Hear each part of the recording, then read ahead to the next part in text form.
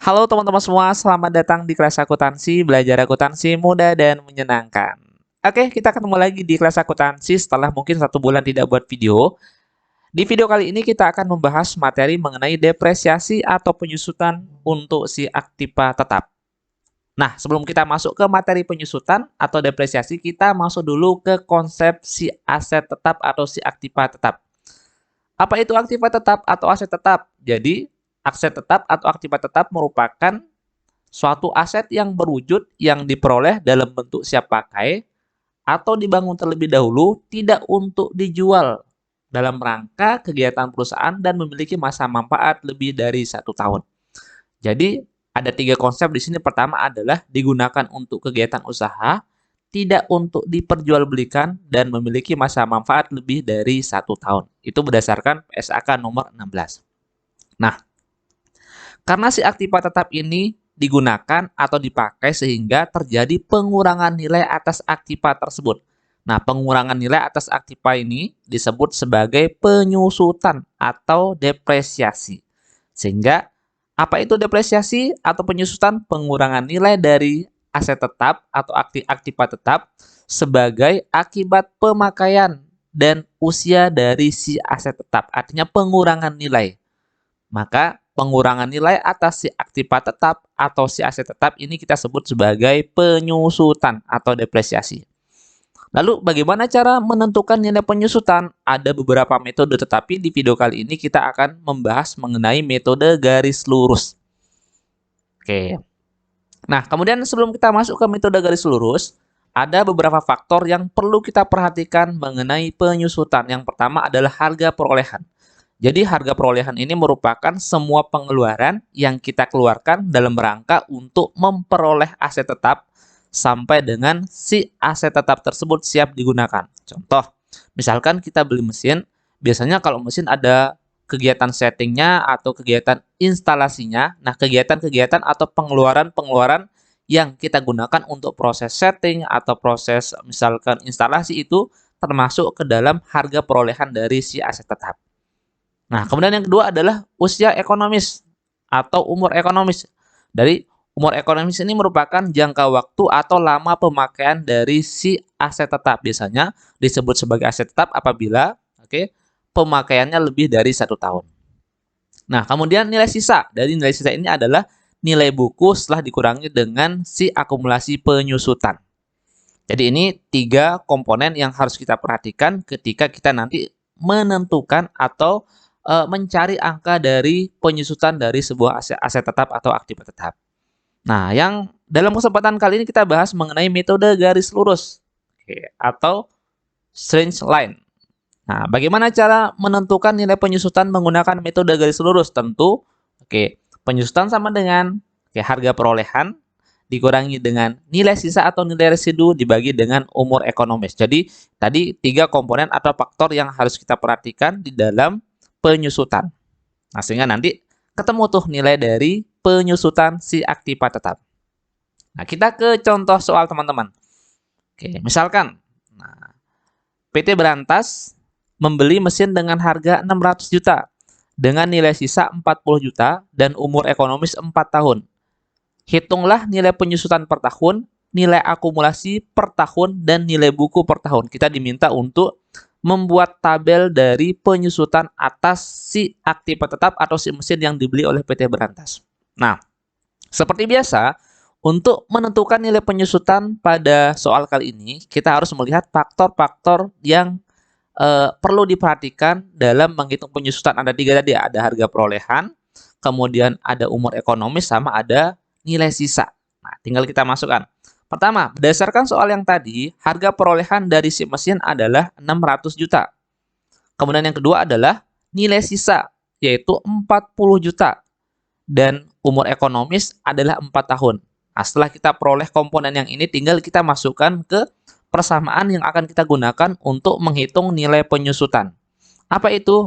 Pertama adalah penyusutan sama dengan harga perolehan dikurangi dengan nilai sisa, kemudian dibagi dengan umur ekonomis.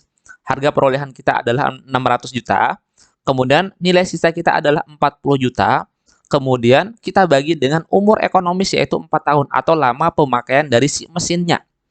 Sehingga penyusutan per tahun sama dengan 140 juta. Artinya, pengurangan nilai atas mesin per tahun adalah 140 juta karena adanya pemakaian atau umur atau usia si mesin yang tadi kita beli. Nah, setelah itu, setelah kita menemukan nilai dari penyusutannya, hal berikutnya yang kita lakukan adalah membuat tabel penyusutan. Nah, bagaimana bentuknya? Oke, tergantung nilai atau umur ekonomis dari si aset tersebut. Nah, ini komponen dari tabelnya ada tahunnya, oke, lama penggunaannya atau umur ekonomisnya, harga perolehan, beban penyusutan, akumulasi penyusutan, dan nilai buku. Jadi, beban penyusutan ini adalah nilai yang berkurang per tahun sebagai akibat dari pemakaian si aktiva tetap tersebut. Oke, kita mulai dari harga perolehan. Tadi berdasarkan soal, kita membeli si mesin harganya 600 juta. Tinggal kita masukkan ke kolom harga perolehan. Kemudian, karena kita melakukan pembelian atau kita melakukan proses pembelian dan memperoleh harga 600 juta, maka ini kita catat. Nah, karena kita catat 600 juta ini akan menjadi nilai buku dari si aset tetap tersebut. Oke. Nah, kita masuk ke tahun pertama. Kita sudah punya mesin, kita menggunakan. Nah, karena kita gunakan terjadi pengurangan nilai. Ini yang kita sebut sebagai penyusutan atau kita kenal sebagai beban penyusutan. Berapa nilainya? Berdasarkan hasil hitungan yang tadi, nilai beban penyusutan adalah 140 juta. Tinggal kita masukkan ke kolom beban penyusutan untuk tahun pertama. Oke, berapa nilainya? 140 juta. Nah, karena adanya beban penyusutan, maka nilai buku dari si mesin tadi berkurang. Bagaimana caranya? Nilai buku dikurangi dengan beban penyusutan, sehingga akan muncul nilai buku yang baru di akhir tahun, di tahun yang pertama atau tahun ke-1. Oke, nah, nilai buku kita kurangi dengan beban penyusutan, kemudian akan memunculkan nilai buku baru, berupa pengurangan atas nilai buku awal dikurangi dengan beban penyusutan. Sehingga sekarang nilai buku kita di akhir tahun yang pertama adalah 460 juta. Yang merupakan pengurangan dari 600 juta dikurangi dengan 140 juta. Nah, kemudian akumulasi penyusutan kita di tahun pertama adalah 140 juta sesuai dengan beban penyusutan di tahun pertama. Oke. Nah, setelah itu, tahun pertama sudah selesai, kita masuk ke tahun yang kedua. Nah, di tahun yang kedua sama. Beban penyusutan kita 140 juta karena kita menggunakan metode garis lurus di mana nilai beban penyusutan per tahun selama 4 tahun itu akan sama, yaitu 140 juta. Nah, sama dengan yang tadi, nilai buku kita kurangi dengan beban penyusutan sehingga terbentuk nilai buku baru di akhir tahun yang kedua. Berapa nilainya? 460 juta dikurangi dengan 140 juta. Sehingga muncul nilai buku baru adalah 320 juta.